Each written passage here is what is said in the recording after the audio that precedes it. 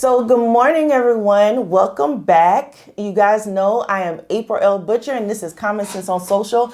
And I wanted to come on and talk about the situation with Jackie O and also just talk about my personal journey with plastic surgery. But I felt that I want to tackle this topic in a different way and not it be from a level of speculation, but actually have a board certified surgeon with me. So today we're here in Las Vegas, Nevada. You guys know I love my city of Las Vegas.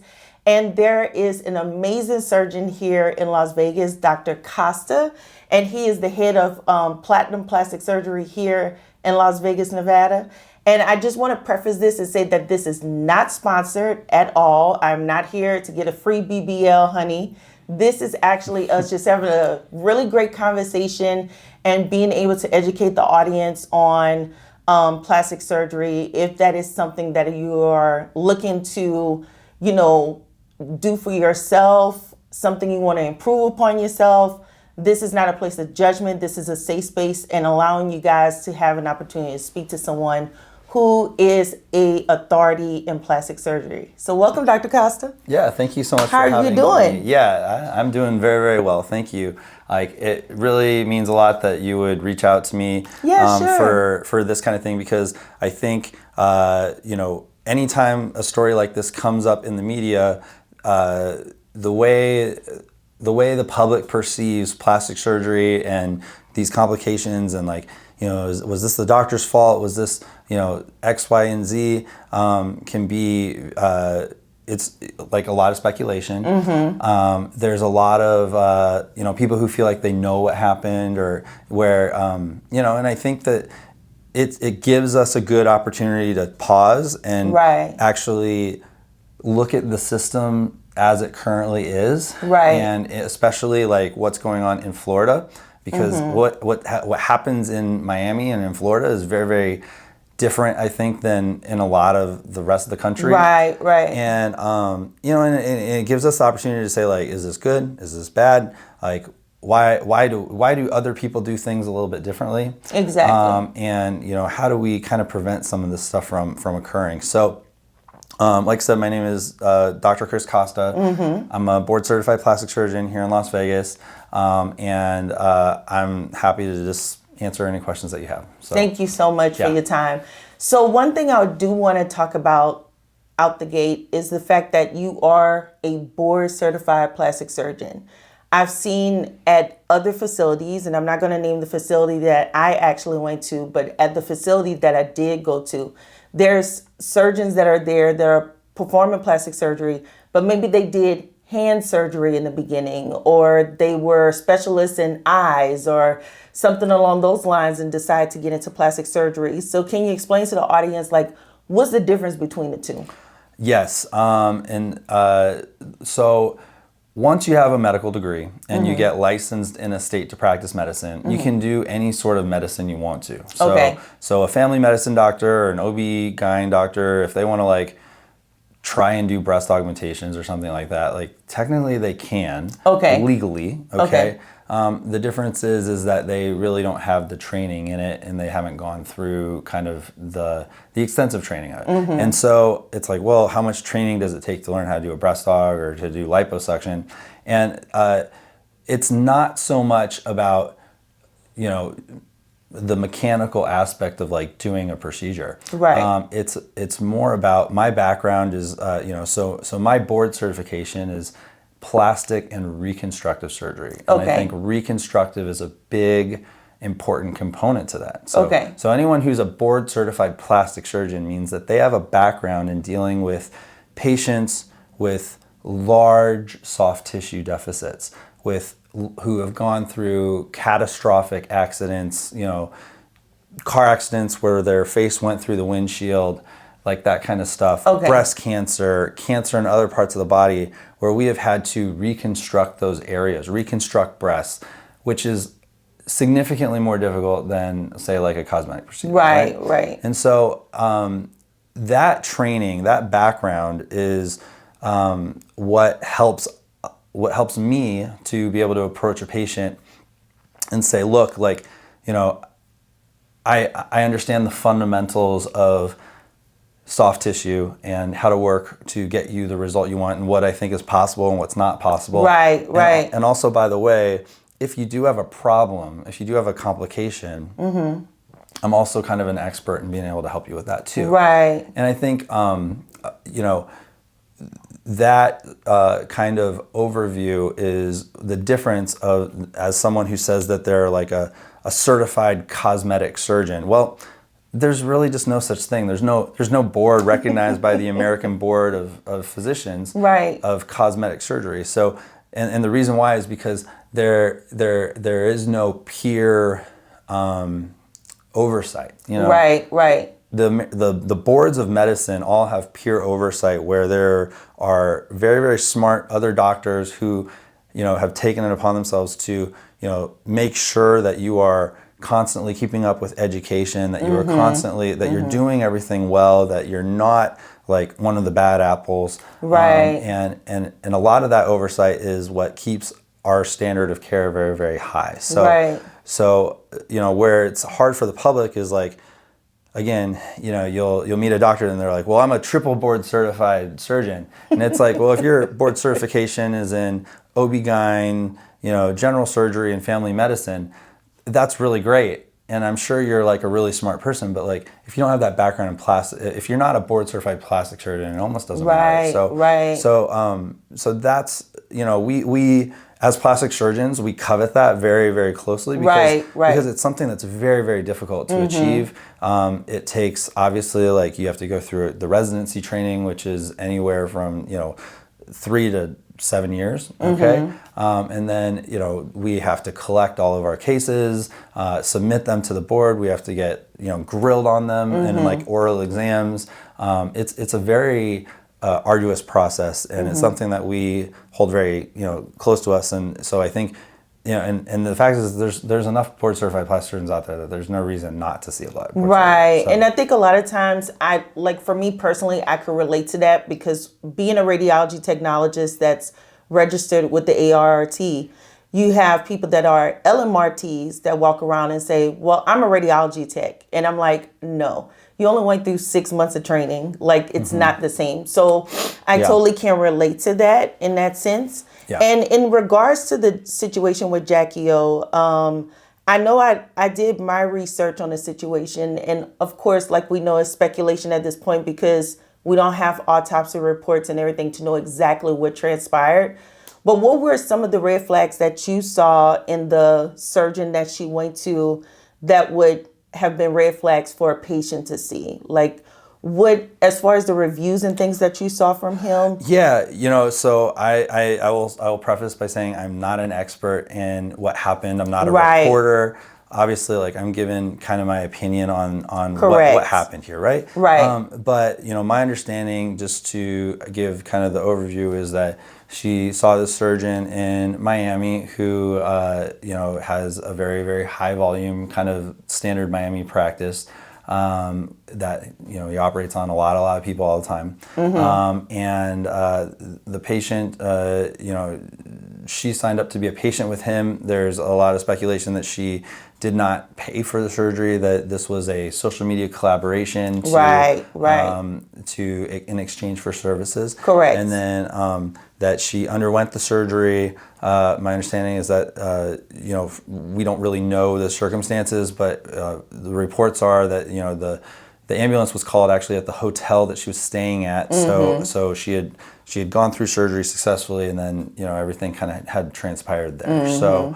So that, you know, and obviously because of her being a very well-known figure, that brings to light, like, oh gosh, like, what happened? Because, you know, we as a society, and we've really normalized now these cosmetic procedures. Like, everybody gets it. Like, you know, Drake talks about getting a BBL. Like, everybody, you know, everybody's like, oh, it's so easy. Like, and I think a lot of people don't realize that, like, no, like, from our perspective, this is surgery. Like, this is like, a lot of stuff can happen in surgery. And you know, and that, it's, you know, so it's a double-edged sword, right? Because we want people to, like, feel like more normalized about it, like, because that's what's gonna, the more normalized it is, the more people are gonna want to do it and feel more comfortable doing it. Exactly. But if we almost make it like it's, like getting your hair cut or your hair colored or something like that, like, and like it's no big deal, it can very much undermine the complexity of doing surgery. Like, so I think that is it's tragic that this happened to her, but Right. but I think it gives us the opportunity to take pause and just examine the situation and talk about and hopefully answer some questions and that you guys have about what happened and that kind of thing. I mean, Right. So I think a lot of times too, what's so funny about plastic surgery nowadays, a lot of people are more afraid to go and get a gallbladder taken out or appendix removed or ankle surgery. But plastic surgery is like, oh, just go and get a BBL, just go and get this done. And just basically talking about my own personal experience. I did do a lot of really great research on the physician that I wanted. She was a female. I think a lot of times, even as women, we have to look at the person's work, not really just going for that. Like if you're going for a specific look, then a lot of times women chase after that look. But for me, it was more of how she made me look more like a woman, or that she was going to make me look more like a woman.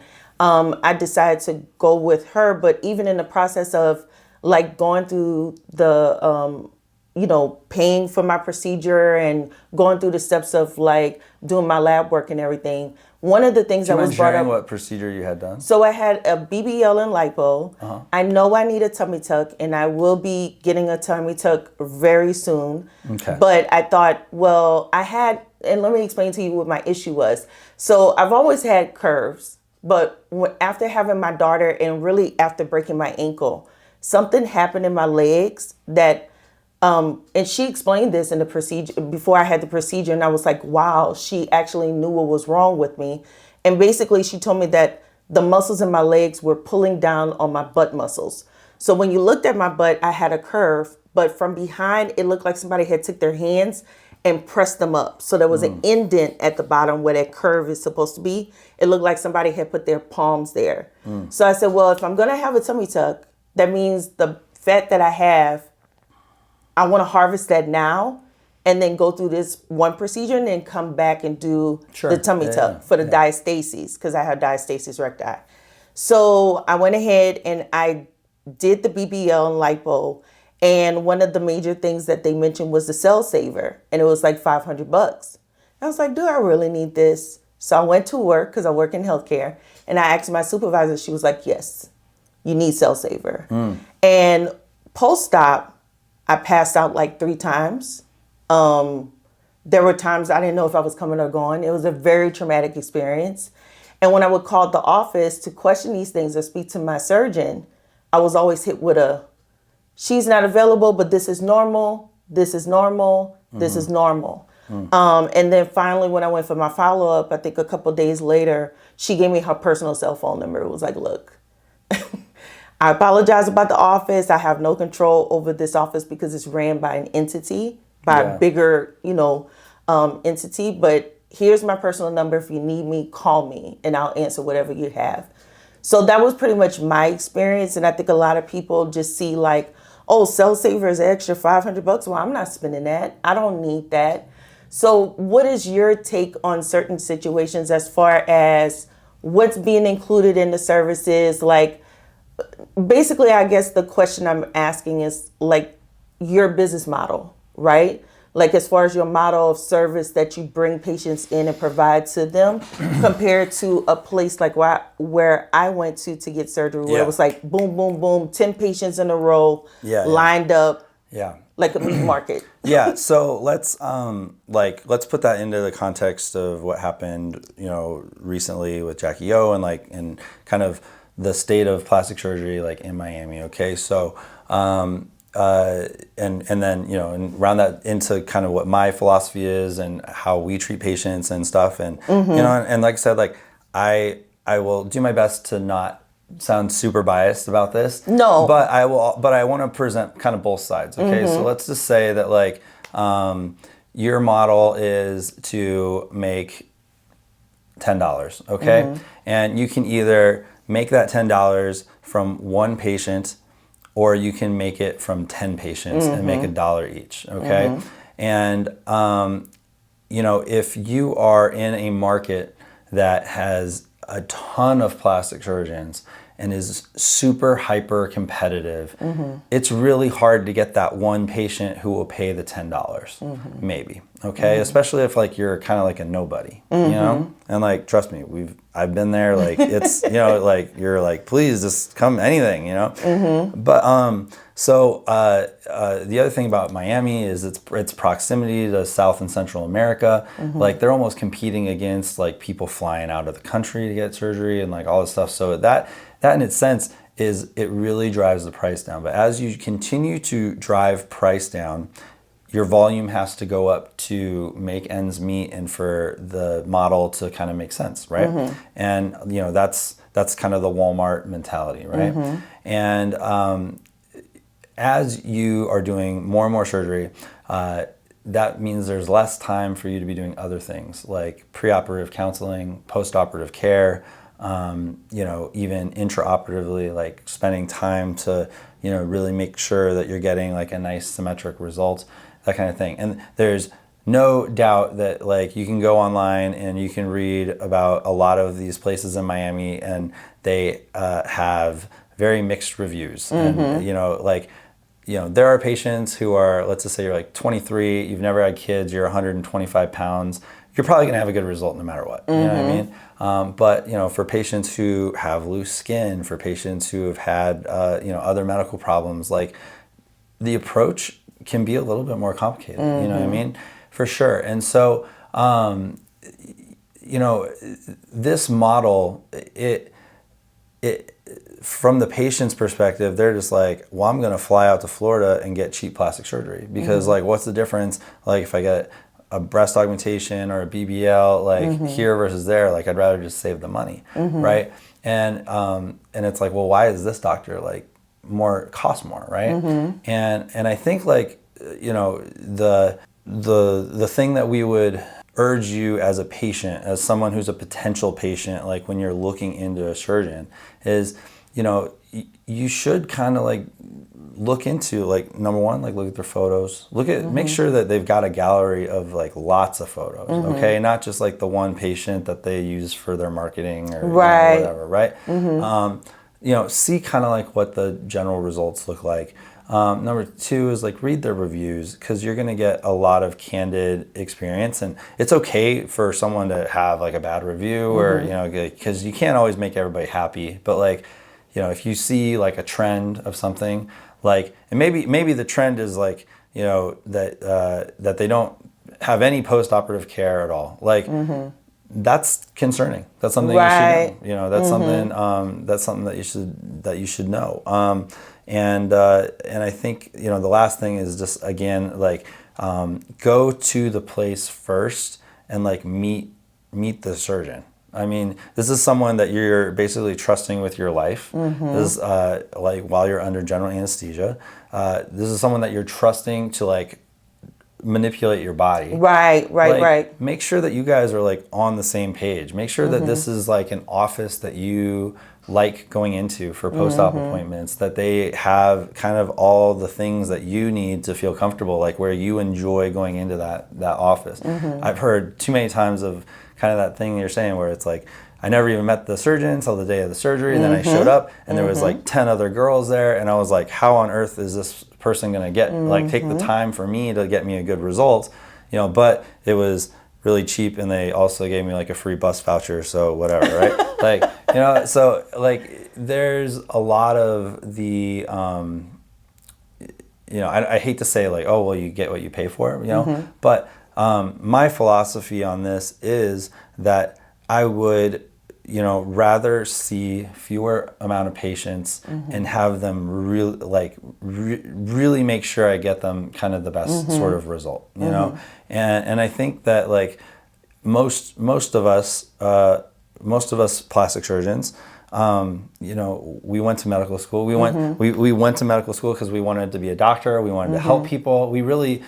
most of us are very good intention. Like we want you to have a good result, right? But like if you're in a model that doesn't facilitate that like just forces you to keep churning patients out, and you never see your post-ops because then every day, you know, you work for some company that's making you go back to surgery every single day. You don't know if you're getting good outcomes, bad outcomes. You don't know if patients are happy or not. And, you know, and it's hard to care because you're working, you know, as much as you have to. Right? I agree, because like currently right now, because I did have plastic surgery at this facility, I'm in their email list and text message list. So if it's a holiday, Mother's Day is coming.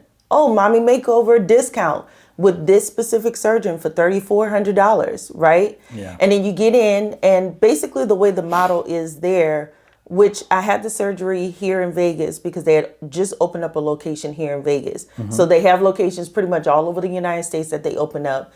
And then the model is, we're going to get this new surgeon in who is just learning, maybe went through some kind of coaching and development with the head surgeon of the facility. Yeah. And then we're going to get him in. We're going to start you off at a price of, let's say, $3,400 per patient. And then as he works his way up and builds up his clientele and his portfolio of photos, then the price goes up, because now this person is really good and he's sought after, right? Yeah. And I think a lot of the times that poses the issue in those types of models. One thing I will say though, when I look at the surgeon that worked with Jackie O, it looked like he went for a certain type of surgery, which is kind of similar to what you do, which is the HD lipo. And one thing about me that I've studied and watched your procedures, I've seen your photos online. And just to preface this, how I actually found out about Dr. Costa is word of mouth from one of his patients. Basically, she told me he revised my surgery incision and you should go see him. He's the best. So that's how I heard about you. And as I started to follow you over like the last year, I see the HD lipo. So can you explain what that is? Because it seems like for you, this is your job and this is what you do and this is the look that you present to some patients. But for some other physicians, they're looking at it as a trend, this HD lipo look. So can you like kind of expound on what it is exactly? Yeah, so the term HD lipo or high def lipo was really mostly popularized by the surgeon in Colombia, Alfred Hoyos. He's kind of like the godfather of this procedure. Okay. And he's you know, a phenomenal surgeon. And what he really emphasized, which again, it doesn't even sound like super unique, but for what he did, it is unique, is he really emphasized like just anatomy. Okay. And, you know, looking at patients or looking at people with like very, very slender, toned physique, you know, bodybuilders, that kind of look, right? And the development of like how you go from maybe like being out of shape to going into shape, and like how does that transition happen? Like, you know, do you kind of get like if you're a man, you know, the last thing that usually comes in is kind of like the six pack, right? Like if anything, usually like your chest gets a little bit more defined, your shoulders, your biceps, that kind of thing. Like, and he kind of like studied this whole thing, and like for a woman, like a woman's like an athletic woman, like a beautiful athletic woman looks very, very different than a beautiful athletic man, right? Because you don't want to masculinize like the female patient, Right? So, and you know, and his concept was like, you know, let's create contours to highlight these natural definitions that happen, you know, on this that we would expect this patient to have if they were really exercising a lot and that kind of stuff. And so, you know, and that kind of changed the philosophy from what I believe, you know, previously the philosophy of liposuction, which was really just debulking. Okay, like to kind of like just make it very simple. Like a lot of people just approach liposuction as like, it's something you add on to a tummy tuck, and you know you're gonna debulk the fat and pull some more fat out, and that's gonna help you with the tummy tuck part. Whereas like, you know, we've found, you know, that there's like really an art to this. You know, you can really chisel stuff out, and you can create the shape and that kind of thing. So, so HD lipo, I think, is, you know, people are definitely becoming more attuned to it, and there's definitely people are getting better at it, and that's awesome. That's what's so cool about plastic surgery is like as we evolve, we get better at certain procedures, and we are learning, as surgeons, even like how to give patients like better results and more natural looking results, and things that they're going to be happy about. So. Okay. So that's kind of in a nutshell like what the HD lipo is, as opposed to just like I said, like a debulking sort of liposuction. Right. Now, I think it'll be a little out of context to get into like who's the good candidate and who, that's like probably a different conversation for another day. But I also think that like this goes back to that whole like meeting with the patient and discussing patient expectations, because I can tell you that in my office, we probably see, I would say 6 out of 10 patients that I see, like over half of the patients I see for HD lipo consults really just aren't good candidates. Like, or I would say they're good candidates if they understand the risks and their limitations of their body type, okay, and that we may have to do some sort of skin excision at the same time, because a lot of women live life, and when you live life, that means you maybe put on a couple extra lbs. Right. It means you maybe had a couple babies, and everyone's skin doesn't retract the same way, and that kind of stuff. And I think like when you look at like when you're doing your research on a surgeon and you start reading all these negative reviews, and it's like my outcome was like subpar, and this guy is supposed to be known for this procedure, and like my results like weren't even very good, and blah blah blah.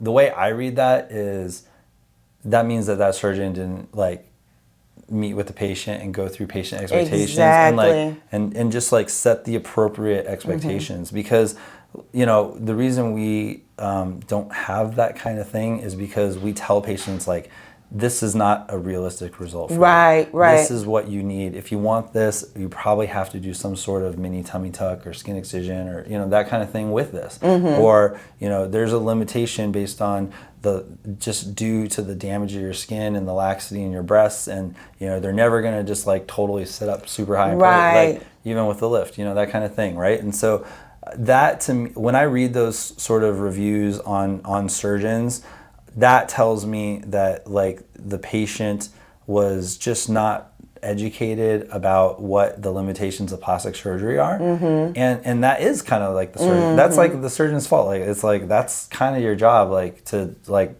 tell people what's realistic and what's not realistic. I agree 100%, because when I came in, I hadn't seen the physician until that day, and then when she told me about the indents, she specifically told me, I can inject fat into that area, but I'm going to warn you, until you fix the issue with your legs, it may come back. So don't be surprised if it comes back. She also told me about my hip dips. She was like, you don't have a lot of fat there. I can put fat there, but don't be surprised if they come back. She was like, but I'll give you a projection where from when you're looking from the front, it looks as if you have hips, but those dips will possibly come back. And they did come back. Yeah. So when they came back, I didn't feel like, oh, she did a horrible job. It was the fact that that's just the anatomy of my body, and that's how it works. Yeah, plastic surgery is just not perfect. I mean, there's going to be limitations, and it's not necessarily like the surgeon, or something like that. But but that just goes back to like where again, like you should meet with someone that you vibe with, that like you feel like, man, like after meeting with this person, like I am ready. Like I feel like I know exactly what's going on, and like there was no bullshit, there was no like whatever. Like it's just I feel like I'm comfortable with this person. Right. You know what I mean? And I think that's important. Going back to like the top story of there's allegedly like Jackie O went to this Dr. Zach and supposedly like didn't pay for her surgery, and that this was like a collaboration thing, and that, like I said, that's allegedly. I don't know the details, exactly. but like the narrative out there is like this is a surgeon who had a lot of bad reviews.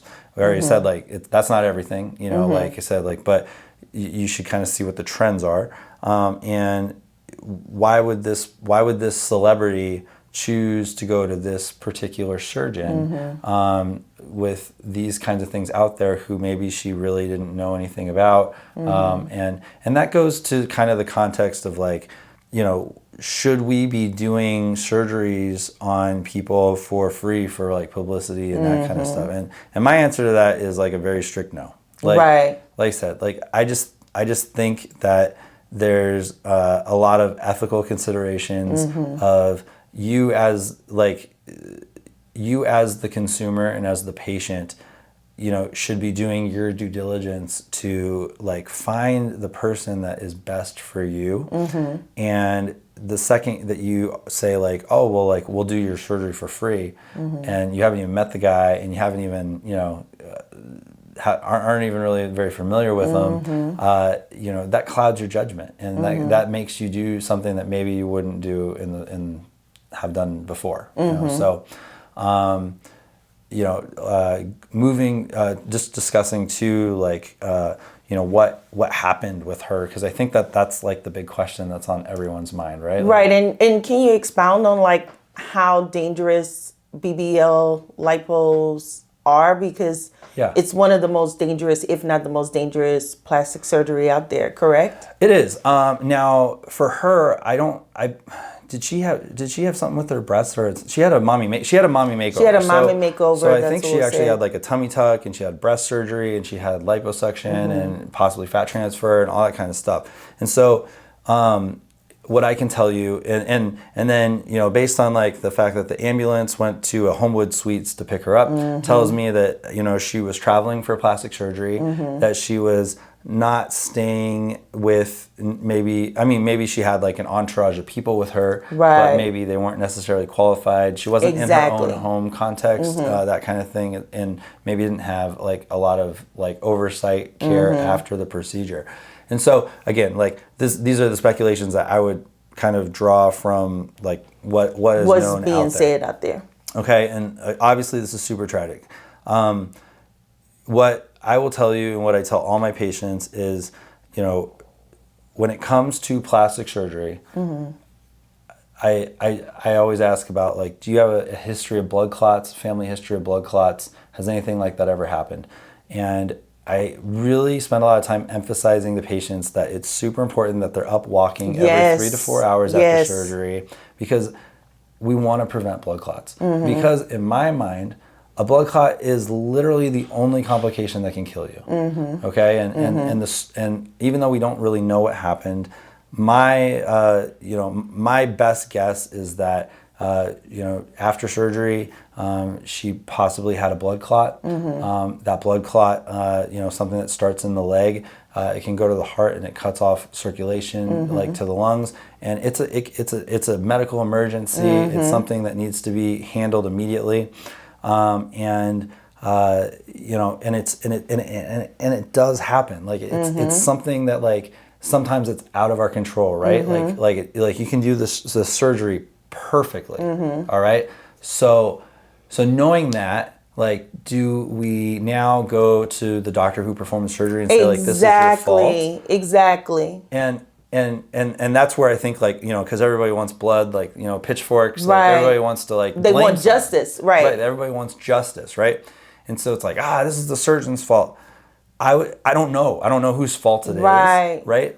Like, but let's just say it was a blood clot. I don't know if it's the surgeon's fault, but I can tell you that, like I said, like, if you're in a place that doesn't go through the education with you and emphasize these things, like these warning signs to look for. These are the warning signs, that these are the things you need to be doing. That, like, the first question I have for my patients when I see them the next day after surgery is like, how much have you been walking? You know, is your surgeon spending the extra money to put in like pain medication, doing nerve blocks in surgery, taking the extra time in surgery so that when you wake up, you're not in excruciating pain, so you can get up and walk and move around?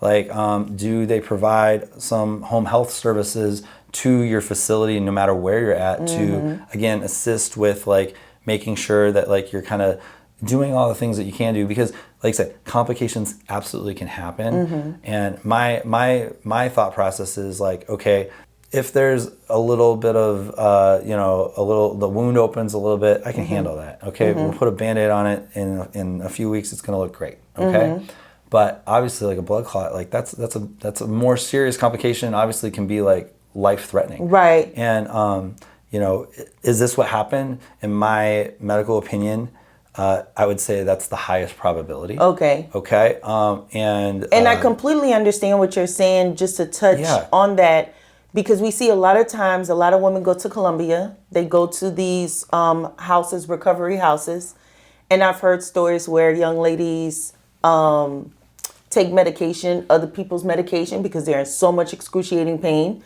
and end up passing from that. And then the family comes and they want to prosecute that particular surgeon, but it's like, she took the medication. So not necessarily saying that this particular situation, and I want the audience to understand, we're not saying that this particular situation with Jackie O, that this physician is like not liable, because we know he's had some not so savory reviews and things of that nature. Yeah. We're just speaking in general as far as all plastic surgeons that are out there, that there are complications that happen. Like, for instance, I'll share with you with my experience. We live here in Vegas, but I live on the 3rd floor. So we did get a hotel here, my husband and I. And the reason why we got it is because it was close to the facility and I could just recover there for a week. Once I muster up my strength, I'll go back home. And while I was there, they tell you when you have your BBL, lay on your stomach. You're not supposed to lay on your butt. The fat may die. And at one point, I had severe nerve issues with my hands, to the point I almost didn't think I was going to be able to work again because I had some issues with my neck. So from laying on my stomach, it ended up transferring into my fingers and they were numb for months. Wow. I contacted the physician. She said that's normal. It's probably a neck issue. Yeah. And I just chunked it up at that. I didn't say, okay, I'm going to go and sue her because this is not the way I came out. Something's severely wrong. This is part of the complications of that. And then also as a patient, at some point during that week, I said, you know what? Enough is enough. I'm just laying on my butt. If the fat doesn't stick, then I'm done. Like at some point you have to use your better judgment that it's not really about the surgery. It's about you surviving. For sure. And I felt that's where I was at that moment. Like it's survival mode at this point. Like it's not about how good I look, but how well I'm feeling and I want to get out this room. Yeah, no, I understand completely. And I think like that's where a lot of education can kind of come into play too, is like if someone told you ahead of time that like, if you are going to lay on your back, like, to put some extra support under your lower back and your upper thighs to offload the buttock, that kind of stuff. There's a lot of stuff that will actually help with,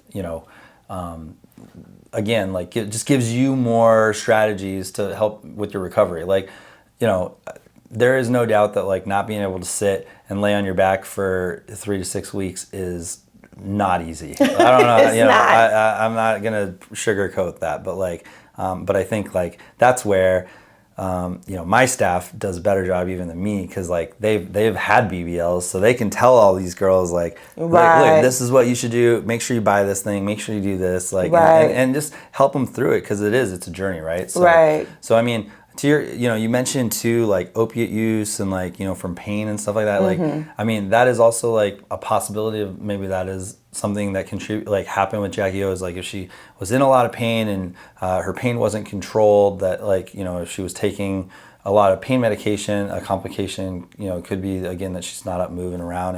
And like for me in my personal practice, like my approach is actually our goal for every surgery, even if it's like a mommy makeover, is actually no narcotics. That's actually our goal. So I think it may even like drive my patients a little crazy because we give them, we treat pain on 3 different pathways, and so there's a lot of different medications that patients get to try to avoid the use of opiates in after surgery, and the point of that is obviously like opiate addiction is a big problem, but a big part of that too is like if you're narked up on opiates,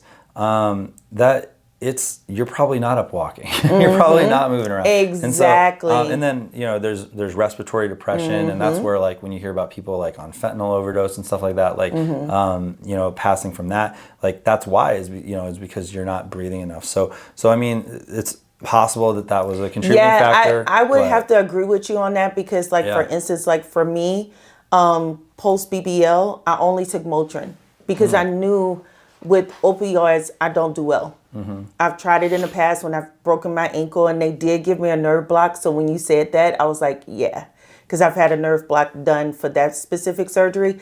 But with opioids, what I tend to find out, and maybe in this situation, if a person has never had it before and had it for the first time, it can be a doozy of a thing because it makes you extremely sleepy and groggy Yeah. and feeling all types of ways, or maybe it makes you extremely nauseous and you puke and you just had all this surgery done and Yeah, which can, not complicate things, right? Exactly, So exactly. I think that's even a conversation, like you said, for another day of like diving deep into that, because Yeah. I think some people, that's a conversation that needs to be handled with the doctor prior to. Like, how do you handle pain? Yeah. Can you handle pain or tolerate it very well? So they Yeah. can know how to gauge. And like you said, the 3 different levels, you'll know how to treat the patient properly. No, I think that's, and I think the overall, like, if we're gonna say, like, is there a theme here? The overall theme that, like, I'm kind of driving here is that, like, a lot of this is like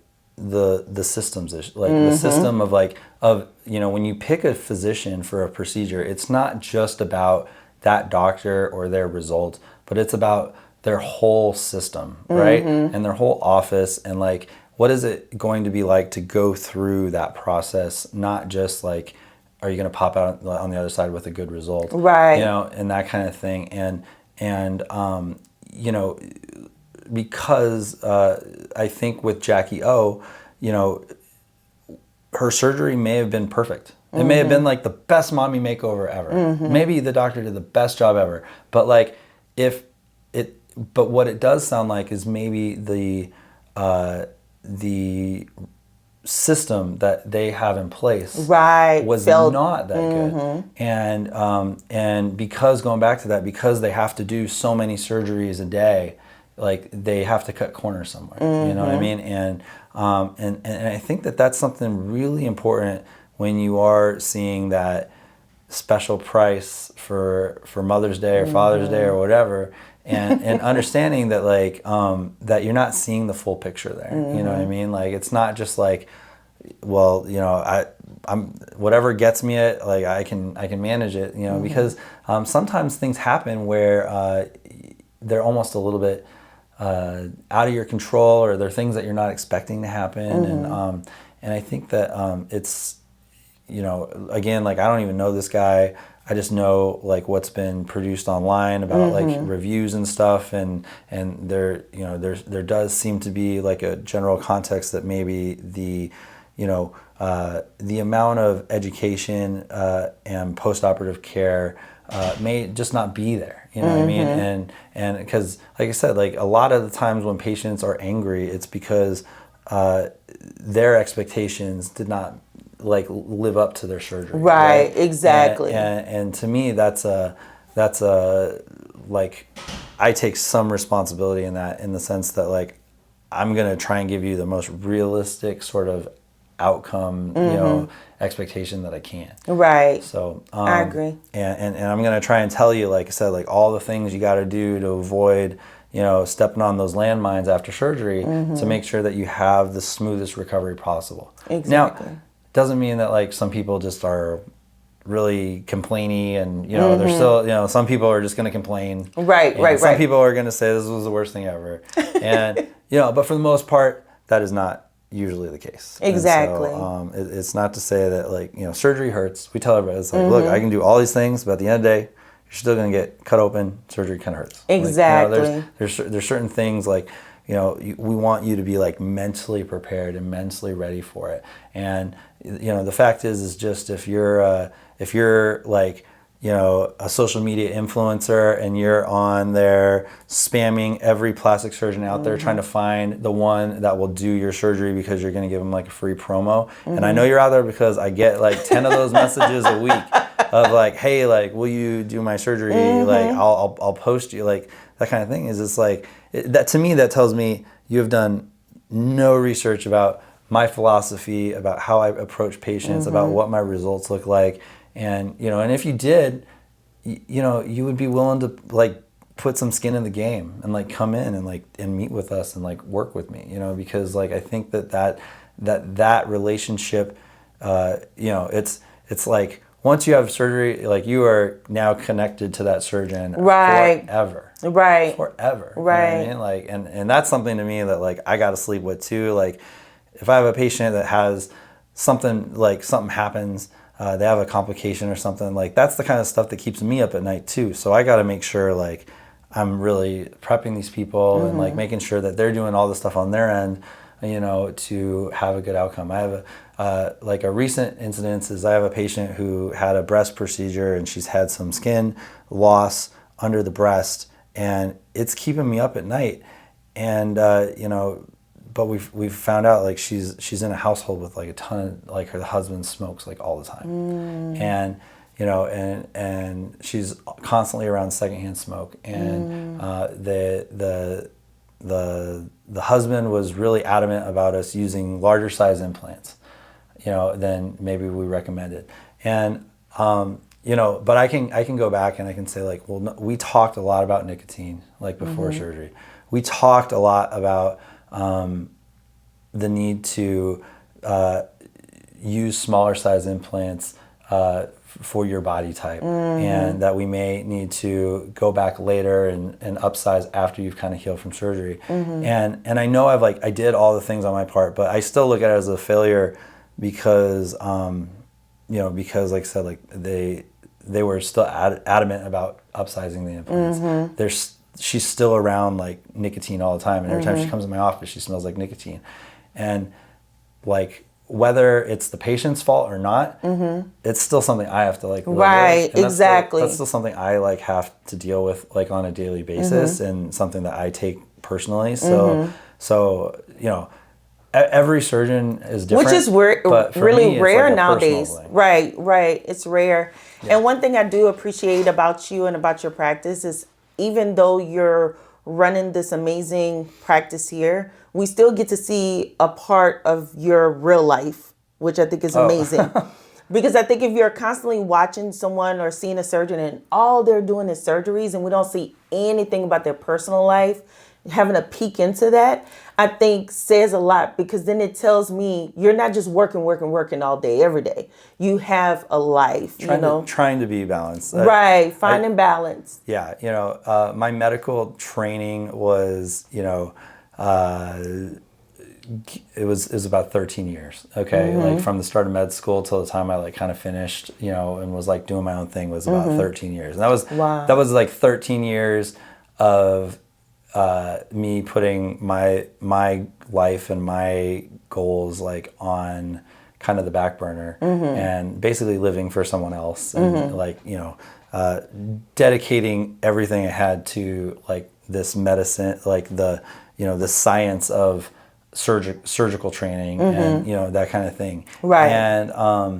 And it means the world to me, and I always, and you know, like I work with residents and I work with other like trainees and medical students and stuff, and I tell them like, look, like this is temporary so that you can have the life that you want when you finish. And I think that like that applies to anyone in their 20s that is like trying to figure, like that feels like they're just going to work every day, like banging their head against the wall and like not getting anywhere. Is like, just know that like you have to go through that part to get to the side that you want to be. Exactly. And I think that that's, you know, we go to these medical meetings, and they always have like somebody talk about social media up there, and there's a lot of, you know, marketing experts and stuff that say like you shouldn't cross brand your social media, and like if your page is plastic surgery, that you should just keep it plastic surgery, and like that kind of thing. And there's definitely like differing opinions about it, but a lot of people are like, oh well, you know, if it's your plastic surgery page, you should just keep plastic surgery. I've just found that personally, like when I share stuff that's not plastic surgery, people do tend to want to like engage with me a little bit more, which is like what I like. Like a lot of the stuff I do on social media is because I enjoy it. It's not like for any other reason. You know, you know, from the surgical side of it, but even like the personal side of it. And like if it gives me kind of the opportunity to like connect with some people, or like get to like for people to get to know me a little bit better, to see that like I'm just a guy like doing my makes thing, you human. trying to yeah exactly, because I am, because like Right. like a lot of this stuff is like another human treating another human. Surgery is not perfect. Like you should be going into any sort of cosmetic procedure with this understanding, you know. And that's where I say it's like a marriage. It's like once you are like you choose that surgeon and they treat you, like you're going to be connected to them for a long time. You're going to be in Right. their office for post-op appointments all the time, seeing their staff all the time. Like, you know, you make sure like it's not something you just want to jump into. Like, you know what I mean? You're not going to marry someone because like, oh well, you know, they're just going to throw you a fancy wedding. Like you got to Right, you got to like exactly. them, right? Like you know, that kind of, you got to kind of buy into the whole deal, right? So Right. anyways, I don't know. Yeah. But I think with the I was going to say, like, you know, it's really funny actually. One of the things I think that made me grow as a surgeon and actually become like a way better surgeon, and this is like almost like my secret that I almost wish I was not telling, you know, and for other surgeons, because I'm not even joking. One of the things that really helped me become a better surgeon was, you know, just posting my results on Instagram, showing before and afters, because like as when you're doing something, you know, you develop tunnel vision, right? And like you look at it and you're like, oh, you know, I did it. I did all the steps. This is a good result, you know, whatever. But like for me, every day looking at my own before and afters, like I'm able to find areas that I can improve on. Right. And like my growth like just skyrocketed from doing that, just because like I'm doing a breast dog and I'm looking at my results, and then on top of that I got some troll in New Jersey like telling me that like, oh, this boob looks higher than the other boob, or you know, whatever, or oh, like commenting on whatever. And some of that stuff is like, it's definitely hurtful, but I also take it into account because I'm like, you know, if I just have the idea of like, well, I did the surgery right and it's fine, but like there's clearly other people out there who are looking at the results saying like I don't like this, this doesn't even look that good or whatever, like you got to be able to take that criticism and use it to evolve and grow and that kind of thing. So so it's actually like definitely my biggest secret of like how I've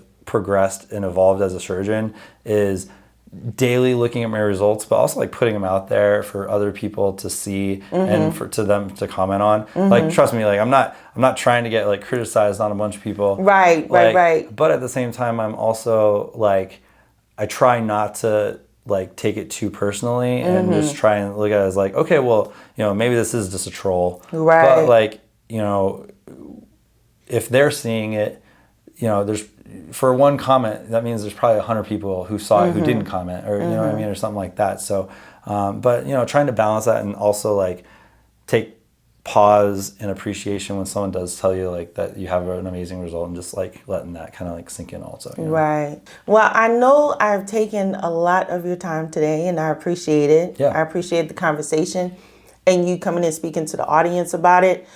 Is there a way that you want people to reach out to you via maybe your website? I could put it up. Yeah. That if they have any questions or comments about certain things, they can reach back out to you that way? Yeah, so my website is drcosta.com, C-O-S-T-A, drcosta.com.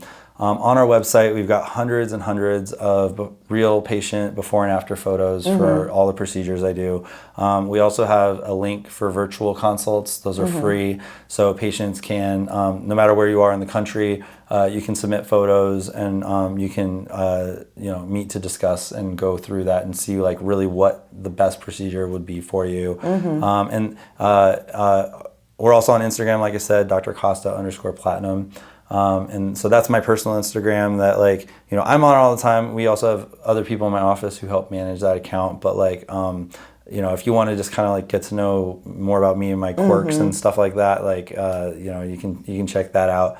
And you know, we're in Las Vegas, Nevada. So if you want The best city in the U.S. that's right. So, you know, I would say if you want to travel here for surgery, you know, about about 15% of my patients come from out of town. Okay. The difference being that like, you're not going to show up and kind of be one of 10 patients getting surgery for the day. It's going to be a little bit different experience than maybe what you'd experience in, down in Florida or something like that. So, but hopefully this was like educational, I think mostly. Like I said, like everything I've said is just my opinion. I don't have any details about some of these, current events going on, but I can just give you like my medical opinion and what I think, happened in some of these circumstances, and what I think the solution is, which I think is more important, right? Is like, let's treat more of the culture. Like what is the culture that causes this to happen? Why do the overwhelm, and this is like very, very true. And I don't even know if you know this, the overwhelming majority of deaths in plastic surgery are all in Florida. Like, really? Yeah. In 2021, there were 9 BBL deaths, and they were all in Florida.